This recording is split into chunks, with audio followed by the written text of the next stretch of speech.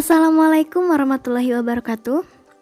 Halo teman-teman, bertemu lagi dengan saya, Anissa Putri.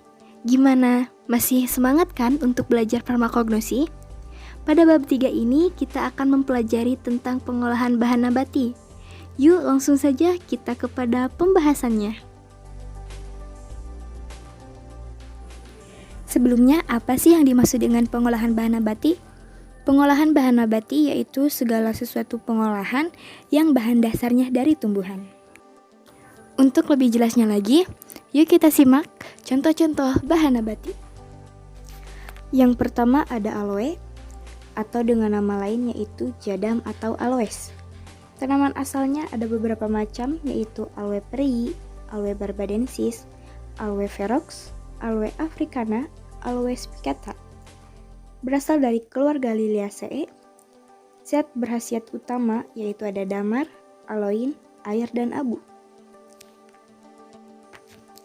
Berkhasiat sebagai pencahar. Pemberiannya semua jenis jadam berasa sangat pahit dalam menimbulkan rasa mual.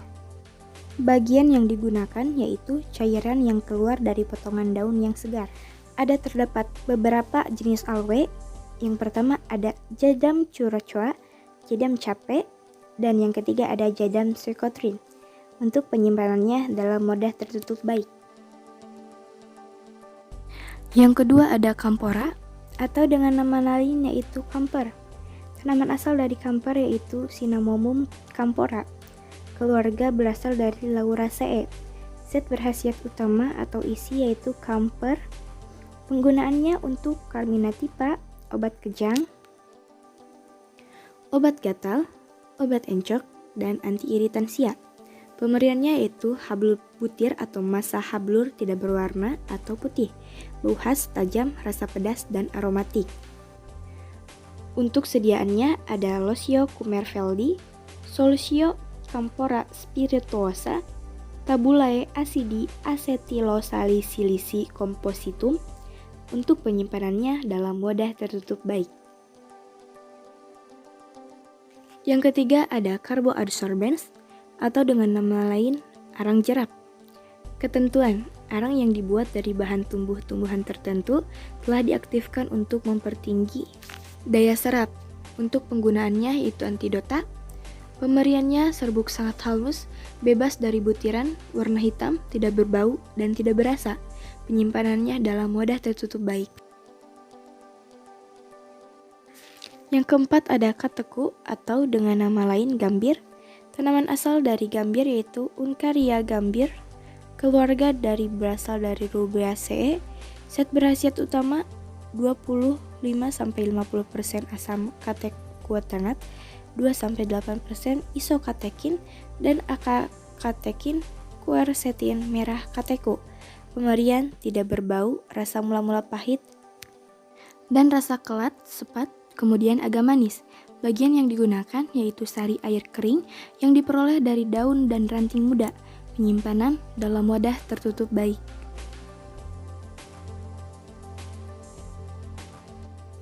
Yang kelima ada Colophonium, atau dengan nama lain Gondorucum resina atau rosin. Untuk penggunaannya yaitu sebagai bahan salep dan plester. Berkhasiat mencegah oksidasi dari lemak, maka berguna sebagai bahan pengawet salep. Ada dua jenis Gondorucum, yaitu ada Gondorucum gum dan Gondorucum kayu. Untuk sediaannya ada Solusio masticis compositus. Untuk penyimpanannya dalam wadah tertutup baik. Dan yang keenam ada Gale, atau dengan nama lain Genitri. Berkhasiat sebagai obat wasir atau sebagai salep, bagian dari jamu singset. Untuk sediaannya ada Acidum tannicum. Penyimpanannya dalam wadah tertutup baik. Yang keenam ada Glycyrrhizae succus, atau dengan nama lain sari akar manis. Tanaman asal Glycyrrhiza glabra varietes glandulifera. Berasal dari keluarga Papilionaceae.